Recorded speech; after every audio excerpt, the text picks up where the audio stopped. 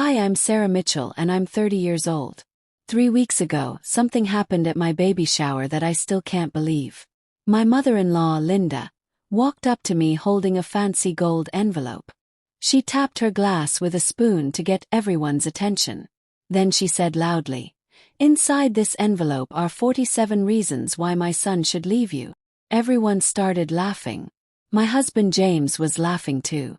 Even my best friend giggled because she thought it was a funny joke. But my heart was pounding. Something told me this wasn't a joke at all.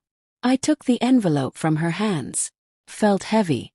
Linda was smiling at me, but her eyes looked mean. I opened it slowly. Inside were 5 white pages covered in tiny writing. Numbers 1 through 47. Then I saw number 23, and my blood went cold. I looked up at Linda. She was still smiling, waiting for me to laugh it off. Instead, I cleared my throat and read number 23 out loud to all 60 people in that room. Her smile disappeared instantly. Her face went completely white. And by the end of that night, every single person in James's family had blocked her phone number. But before I tell you what that envelope said, please like this video if you want to hear what happens when someone finally stands up to a bully. And tell me in the comments where you're watching from right now. I read every single one. Now let me take you back to where this whole mess started. It was 5 weeks before the baby shower. I was sitting in our living room, 7 months pregnant with my belly looking like I swallowed a watermelon. James was making dinner in the kitchen when his phone rang. It was his mom, Linda. She called him every single day, sometimes twice. I could hear her voice through the phone, loud and bossy. "I've planned everything for Sarah's baby shower," she said. "The food, the games, the decorations. Sarah doesn't need to do anything. That should have made me happy, right? Well, because Linda never asked me what I wanted. She just decided everything on her own." James handed me the phone. "Mom wants to talk to you." "Hi, Linda," I said, trying to sound cheerful. "Oh, Sarah dear." Her voice got all sweet and fake. "I just wanted to let you know that I've invited some very special guests to your shower. Old family friends. People who really matter." My stomach twisted. "Who did you invite?" "Well, I invited Amanda, of course." Amanda. James's ex-girlfriend from college. The girl Linda still sent birthday cards to every year. "Why would you invite James's ex to my baby shower?" I asked carefully.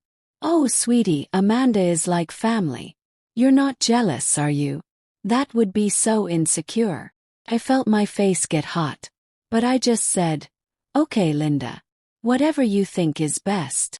After I hung up, James looked at me. "You okay?" No, I wasn't okay. But I just nodded and smiled because that's what I always did. The next week, we went to Linda's house for Sunday dinner. I wore my favorite dress, a soft blue one that made me feel pretty even with my huge belly. When we walked into the dining room, the whole family was already sitting down. James's sister Emma, his cousin Beth, his aunt Carol, and about 8 other people. Linda looked at me from across the table and said loudly, "Oh, Sarah, that's an interesting outfit choice." I looked down at my dress. "Thank you. Blue can make people look bigger than they are," she continued. "Especially with that extra baby weight. If your mother was still alive, she probably would have told you that." The entire table went silent. My mom died when I was 16. Linda knew that. And she just used it to hurt me in front of everyone. I felt tears sting my eyes, but I refused to cry. I just smiled and said, "I think I look beautiful." Linda laughed. "Well, confidence is important, I suppose." After dinner, Emma pulled me aside in the hallway. She looked nervous. "Sarah, I need to tell you something important," she whispered. "But not here. Can we meet tomorrow? Just the 2 of us." "What's wrong?" I asked. "I can't say right now. But you need to know the truth about something." That night I barely slept. What truth was Emma talking about? The next morning I met Emma at a small coffee shop downtown. She was already there when I arrived, stirring her coffee but not drinking it. Her hands were shaking. "Emma, you're scaring me," I said as I sat down. She took a deep breath. "I work at the bank. First Street Bank. You know that, right? He nodded. Last week I was checking some accounts like I always do. And I saw something weird. There was money missing from your and James's savings account. My heart started racing. Missing? How much? $12,000, Sarah. Felt dizzy. What? That can't be right. James would have told me if we spent that much money. Emma slid a paper across the table. It was a bank statement. And right there in black and white I saw it. $12,000. Who took it? I asked, even though deep down I already knew. My mom, Emma said quietly. She has backup access to your account from years ago, before you and James even got married. She transferred the money to her own account 3 weeks ago. I stared at the numbers. $12,000. Stolen by my own mother-in-law. Why are you telling me this? I whispered. Emma's eyes filled with tears. Because it's wrong. And because you deserve to know what kind of person she really is. I folded the paper and put it in my purse. Does James know? I don't think so. That night I showed James the bank statement. He went pale. This has to be a mistake, he said. It's not a mistake, James. Your mom took our money. He called Linda right away. I listened to his side of the conversation. First he sounded confused, then angry, then tired. When he hung up, he looked at me and said, "She says she borrowed it to buy me a birthday present. She was going to pay it back." Borrowed, said James. She didn't ask.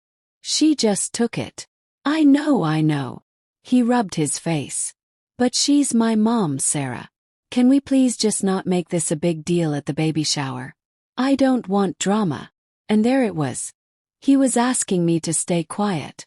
To let his mom get away with stealing from us. I didn't answer him. Because I was done staying quiet. The day before the baby shower, Linda called me. This almost never happened. She always called James, not me. "Sarah, honey," she said in her sweet fake voice.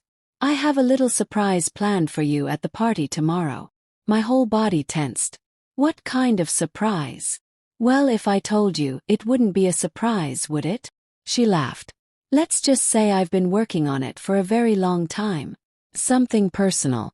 Something everyone will remember. Felt sick. Linda, I don't think I want any surprises. Oh, don't be silly. You'll love it. Trust me. She hung up before I could say anything else. That night, my best friend Jessica came over to help me get ready. She found me sitting on my bed, staring at the bank statement. "You look like you're going to war," she said. "Maybe I am," I replied. Jessica sat next to me. "Tell me everything." So I did. I told her about the money. About Linda's cruel comments. About the surprise she was planning. When I finished, Jessica said, "Whatever happens tomorrow, I've got your back. And my phone is fully charged." "Why would you need your phone charged?" Yes. He grinned. "Because if Linda tries something, the world is going to see it." The next day was my baby shower. Linda's house looked like a magazine. Pink and white balloons everywhere. A huge banner that said, "Welcome Baby Mitchell," in sparkly letters. Tables covered with food and presents. 60 people showed up. Family, friends, neighbors. Even people I didn't know. And there, standing by the punch bowl, was Amanda, James's ex-girlfriend, wearing a pink dress that matched the decorations perfectly. Had Linda told her what color to wear? James squeezed my hand. "Try to have fun, okay?" I nodded, but my stomach was in knots. For the first hour, everything seemed normal. People chatted, ate cake, played silly games. But the whole time I could feel Linda watching me, waiting. Then, at exactly 3 o'clock, she clinked her glass with a spoon. "Everyone, please gather around," she announced. "I have something very special to give Sarah." The room went quiet. Everyone turned to look at us. Linda walked over holding a gold envelope. She was smiling so big. "Before we continue with the party," she said loudly, "I want to present Sarah with something I've been working on for months." She handed me the envelope. My hands were shaking as I took it. "Go ahead, open it," Linda said. Her eyes were gleaming. I looked at James. He shrugged, smiling, thinking this was some nice gift. I tore open the envelope. Inside were 5 pages of paper. At the top of the first page it said, 47 reasons my son should divorce you. For a second I couldn't breathe. Then James laughed. A nervous, confused laugh. Mom, what is this? Other people started laughing too. They thought it was a joke. Some funny mother-in-law prank. But I was reading the list. And it wasn't funny at all. Reason number 1. She never cooks dinner from scratch. Reason number 5. She makes my son live too far from me. Reason number 12. She works too much instead of staying home. These weren't jokes. These were real complaints. Mean, hurtful things Linda had been thinking about me for years. Then I got to reason number 23. And I stopped breathing. I read it once. Then twice. I couldn't believe what I was seeing. Linda was still smiling, waiting for me to laugh or cry or run away embarrassed. Instead, I looked up at her. Then I looked around the room at all 60 people watching me. Can I read one of these out loud? Yes. Linda's smile got even bigger. Of course, dear. Read whichever one you like. She thought I was going to pick something harmless. Something that would make me look bad. But I didn't. I cleared my throat and read in a loud, clear voice. Reason number 23. She doesn't even know I took $12,000 from their bank account last month. Shows she doesn't pay attention to finances. Complete. Total. Silence. You could have heard a pin drop. I reached into my purse and pulled out the bank statement Emma had given me. Actually, Linda, I said calmly. I don't know. I have the proof right here. $12,000. Taken without permission. Linda's face went from pink to white in about 2 seconds. That's not. She stammered. James stepped forward. What? I was going to pay it back. Linda's voice went high and panicky. It was for your birthday. You didn't ask, James said. His voice was shaking. You just took it. Aunt Carol stood up from her chair. Linda, did you seriously steal from your own son? I didn't steal. Linda shouted. I'm his mother. I don't need permission. Emma pushed through the crowd. Yes, you do, Mom. What you did is called theft. The room exploded. Everyone started talking at once, asking questions, looking at Linda with disgust and shock.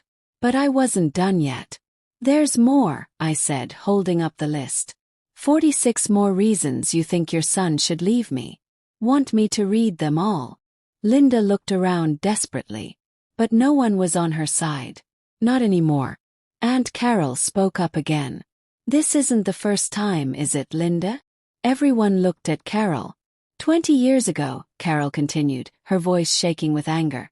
Linda told the whole family that I stole jewelry from her house. I never stole anything. But everyone believed her. My own brother stopped talking to me for 10 years because of her lies. Gasps echoed around the room. People started putting pieces together, remembering other times Linda had lied or manipulated or hurt people. James looked at his mother like he was seeing her for the first time. Mom, he said quietly. I think you need to leave. What? Linda shrieked. This is my house. Then we'll leave, James said. He took my hand. Come on, Sarah. But before we could move, something amazing happened. One by one, people started standing up. Emma. Aunt Carol. Jessica. Even some people I barely knew. If Sarah leaves, I leave, Emma said. Me too, said Beth. Count me in, said Aunt Carol. Within 2 minutes, 55 people had walked out of Linda's house. Only 5 people stayed. And one of them was Amanda, who looked completely confused. We all gathered in the parking lot outside. People were hugging me, apologizing, saying they should have stood up to Linda years ago. James wrapped his arms around me. I'm so sorry, he whispered. I should have protected you. I looked up at him. You're protecting me now. That's what matters. That night I got texts from almost everyone who was at the party. They all said the same thing. They had blocked Linda's number. Even James blocked her. And just like that, The woman who tried to ruin my life ended up ruining her own. So that's my story. The day my mother-in-law tried to humiliate me and ended up destroying herself instead. Want to know what happened next? Drop a comment and tell me if you think Linda deserved what she got or if I went too far. And if this story got you hooked, wait until you hear what happened when she tried to show up at the hospital when my baby was born. That story is wild, and I'll tell it in my next video if you want to hear it. Subscribe to Sister Sephora so you don't miss it. Hit that bell.